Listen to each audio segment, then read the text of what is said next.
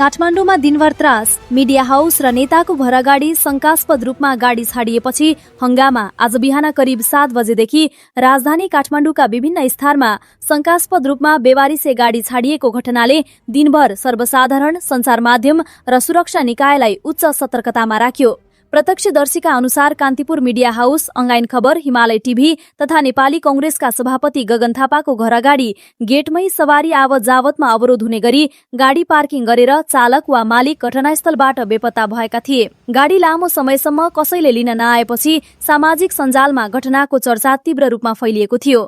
घटनाको जानकारी प्राप्त हुनासाथ काठमाडौँ प्रहरी परिसरको टोली, बम डिस्पोजल तथा प्राविधिक विज्ञ सहितको टोली घटनास्थलमा पुगेर विस्तृत अनुसन्धान गरेको थियो। शंकास्पद वस्तु राखिएको हुन सक्ने आशंकामा गरिएको सूक्ष्म अनुसन्धानपछि प्रहरीले गाडीभित्र कुनै खतरनाक वस्तु फेला नपरेको र तत्काल सर्वसाधारणलाई कुनै जोखिम नरहेको जनाएको छ। यता नेपाल पत्रकार महासंघले घटनाप्रति गम्भीर ध्यानाकर्षण भएको जनाउँदै सञ्चार माध्यम र पत्रकारको स्वतन्त्र रूपमा काम गर्ने वातावरणमा असर पुग्न सक्ने भन्दै घटनाको निष्पक्ष छानबिन गर्न सम्बन्धित निकायसँग माग गरेको छ। प्रहरीले बेवारिसी अवस्थामा छाडिएका गाडीहरू क्रेन प्रयोग गरी हटाएको तथा घटनाबारे अनुसन्धान जारी रहेको जनाएको छ।